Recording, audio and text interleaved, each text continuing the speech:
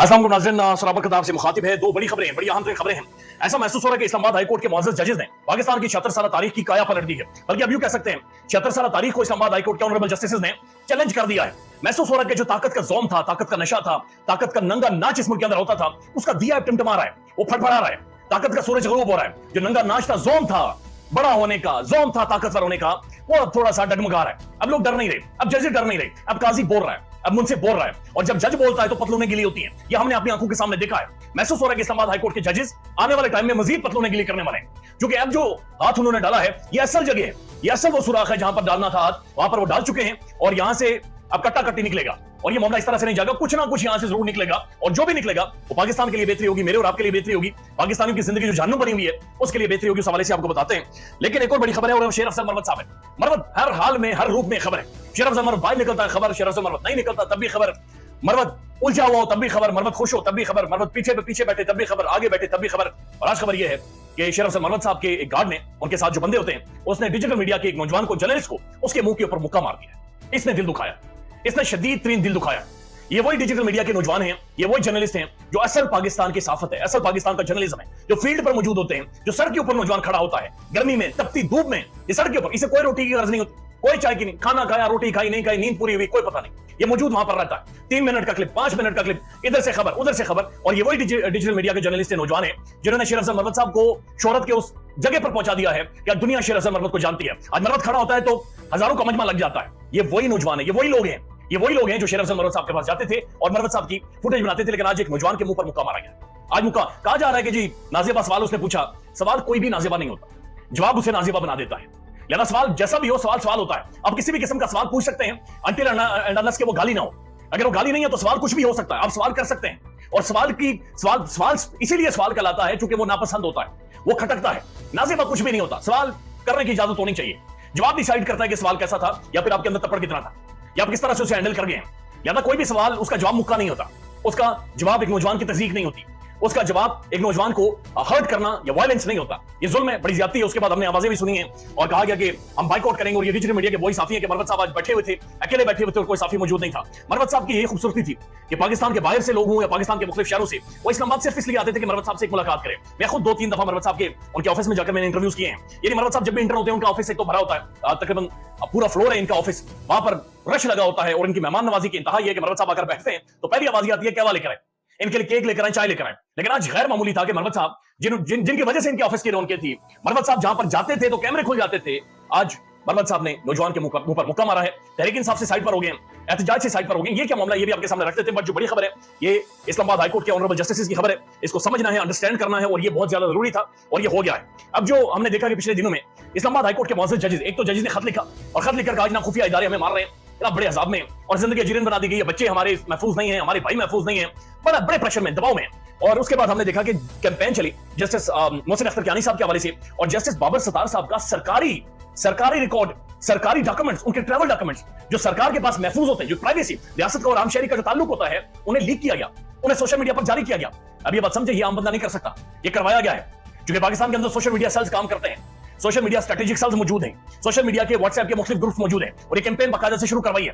तो जवाबदेह हुकूमत है कि हुकूमत के होते हुए एक सॉवरन, जो सोवरेनिटी एक इंसान को रियासत मुहैया करती है, एक ट्रस्ट जो एक आम शहरी को मुहैया करती है, वो ट्रस्ट कैसे ब्रीच हुआ, और वो भी एक जज का। ये मजाक नहीं है, ये डेटा लीक किया गया, ये डेटा सोशल मीडिया पर फैलाया गया, एक जज के बारे में राय बनाएगी, उनकी फैमिली, उनके बच्चों को वल्नरेबल किया गया, उनकी जिंदगी खतरे में डाली गई है। और ये किसी बहुत बड़े ने डाली है, ये कोई आम बंदा, ये मेरे जैसे आप जैसा नहीं कर सकता। अभी साकिब बशीर साहब इस हवाले से ट्वीट कर रहे हैं और लिखते हैं कि अहम खबर, इस्लामाबाद हाईकोर्ट के जस्टिस मोहसिन अख्तर कियानी साहब और जस्टिस बाबर सत्तार के खिलाफ मुहिम पर इस्लामाबाद हाईकोर्ट ने तौहीन अदालत की कार्रवाई के लिए बेंच तश्कील दे दी है। अच्छा, ये वाहिद जस्टिस हैं जिसके साथ ऑनरेबल जस्टिस लगाने को दिल करता है। तो ऑनरेबल जस्टिस बाबर सत्तार और ऑनरेबल जस्टिस मोहसिन अख्तर कियानी, हमारे दिलों में इनका एहतराम है, पाकिस्तानियों के दिलों में इनका एहतराम है, क्योंकि जज ऐसा ही होना चाहिए, इंसाफ करे, जज बोले और सब सुने।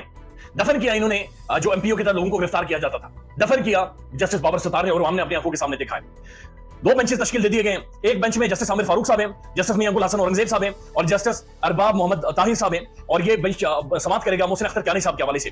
दूसरा बेंच, ये बड़ा इंपॉर्टेंट बेंच है, ये जस्टिस बाबर सत्तार के खत पर जस्टिस मोहसिन अख्तर कियानी साहब, इनके खिलाफ खुद भी कैंपेन चली, जस्टिस तारिक महमूद जहांगीरी साहब, इनके बताया जा रहा है कि इनके बेडरूम में घर के अंदर कैमरे लगे थे, और सरदार इजाज इसाक खान साहब जिन्होंने कहा था कि हमारे यहां पर बंदूक रखी हुई है, हमारी कन पट्टी पर बंदूक रखकर हमसे फैसले लिखवाए जा रहे हैं। कल लार्जर बेंच तश्कील, कल दोनों तौहीन अदालत केसेस की कॉज लिस्ट जारी होगी, कल केस को समाप्त के लिए मुकर्रर किया जाएगा। अब ये बड़ा इंपॉर्टेंट मामला है कि जजेस की कौन तौहीन और तस्दीक करता रहा है, जजेस के खिलाफ कैंपेन कौन चलाता रहा है, डेटा कौन मुहैया करता रहा है, और सरकारी डेटा तक रसाई किसकी थी, कौन था जिसकी सरकारी डॉक्यूमेंट और दस्तावेजात तक रसाई है, कौन है जो रियासत को कंट्रोल करके रियासत से बड़ी ताकत बनी हुई है कि कुछ भी कर सकता है। लिहाजा ये बड़ी इंपॉर्टेंट डेवलपमेंट है। और ये 76 साल तारीख में बहुत सारे रिपोर्टर सिद्दीक जान साहब और मुख्तलिफ लोग ये कह रहे हैं कि ये 76 साल तारीख में पहली दफा हुआ है कि ये हाथ उस बिल के अंदर गया है कि जिस बिल के अंदर असल शर है कि जहां पर आपकी नंगी फिल्में, आपकी ऑडियोज, वीडियोस, हर चीज आपको फिल्माया जाता है, आपकी प्राइवेसी को बर्बाद करके रख दिया गया है, आपकी सफेदपोशी को बर्बाद करके रख दिया गया है और आपको नंगा करके रख दिया जाता है, नंगा करके लिटरली वल्नरेबल कर दिया जाता है पाकिस्तान में लोगों को, सियासतदानों को, जजेस को। और दूसरा बंदा ज़हनी अजियत से गुजरा, चूंकि ब्लैकमेल हो रहा है, कंट्रोल हो रहा है, नंगे फिल्में, यानी कोई इंसान अपनी मर्जी के मुताबिक जिंदगी में नहीं जी सकता। तो ये बड़ा इंपॉर्टेंट होगा देखना, इसके समाप्त होगी, डिटेल मंजर हम पर आएंगे। अब शेर अफजल मरवत साहब ने क्या किया ये आपको बताते हैं। नादिर बलोच साहब ट्वीट करते हैं, लिखते हैं, शेर अफजल मरवत से एक नामुनासिब अंदाज में सवाल किया गया, जिसके बाद शेर अफजल मरवत के साथी जवान ने डिजिटल मीडिया के जवान को घुसा दे मारा। बात लड़ाई और हाथापाई तक पहुंची। शेर अफजल मरवत मीडिया को बता रहे थे कि मेरी पार्टी में तौकीर का ख्याल नहीं रखा जाता। ये बता रहे थे, नौजवान ने सवाल पूछा, मरवत साहब का जो बताया जा रहा है कि उनके साथ जवान था, उसने मारा है, नौजवान को मारा है, तो ये काबिल कबूल नहीं, इस पर बात हो चुकी। अब दूसरी ट्वीट किया नादिर बलोच साहब ने, और ये भी बड़ा समझ से बाहर है कि मरवत साहब के जोम में है, यानी मेरे ख्याल में पब्लिक अकाउंट्स कमेटी का जो ओहदा है, ये जो सीट है मरवत साहब से बहुत छोटी है, मरवत इससे बहुत बड़ा हो गया है, मरवत इससे बहुत बड़ी शख्सियत है, मरवत लोगों के दिलों पर राज करता है, मरवत की अपनी एक पॉलिटिकल लेगेसी पाकिस्तान के अंदर बन गई है। लेकिन शेर अफजल मरवत साहब मुझे समझ नहीं आ रही कि इतना नीचे जा क्यों रहे। एक ऐसी चीज की वजह से वो जिद पर अड़ गए हैं जिसकी वजह से शेर अफजल मरवत साहब की शान में 1% भी फर्क नहीं पड़ना था। शेर अफजल मरवत ने जो करना था वो कर गुजरा है। अवाम में उसकी पजीराई देके, उसका करिश्मा देके, उसकी बोलचाल देके, उसकी दिलेरी देके वो जस्टिफाई करवा चुका है, मनवा चुका है अपने आप।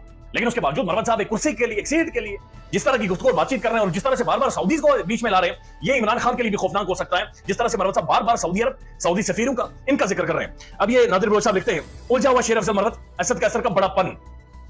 शेर अफजल मरवत आज अडयाला जेल के बाहर पार्टी के 2 मरकजी रहनुमाओं को लथाड़ने के बाद सेमिनार में पहुंचे।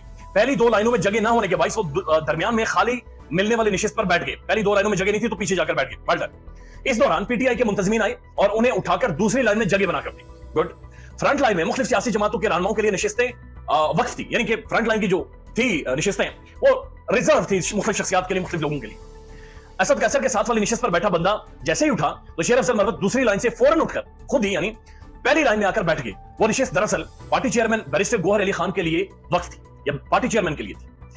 इस दौरान बैरिस्टर गौहर हॉल में आते हैं। अब शेर अफजल मरवत अपनी निशिस्त पर ही विराजमान रहे, जबकि असद कैसर अपनी निशिस्त बैरिस्टर गौहर के लिए छोड़कर पीछे जाकर बैठ गए। हॉल में बैठे कुछ अफराद कह रहे थे कि शेर अफजल मरवत किसी तंजीमी नज्म को नहीं मानते और नहीं जनाब इसका ख्याल रखते, यानी वो कुर्सी गौहर साहब की, वो चेयरमैन उनके लिए छोड़नी चाहिए थी, लेकिन मरवत साहब ने ज़ाहिर नहीं छोड़ी। मरवत साहब ट्वीट करते हैं, लिखते हैं, mister Shibli Faraz has conveyed to Khan sahab the message of Saudi ambassador that his government has reservation over my nomination of the committee. In view of this, I proclaim my withdrawals. बुरे तौर पर ये कह रहे मरवत साहब, ये शिबली फराज ने जाकर खान के कान में ये डाला, ये पब्लिक अकाउंट्स कमेटी का चेयरमैन अगर मरवत बन जाएगा तो सऊदीज को इससे रिजर्वेशन है।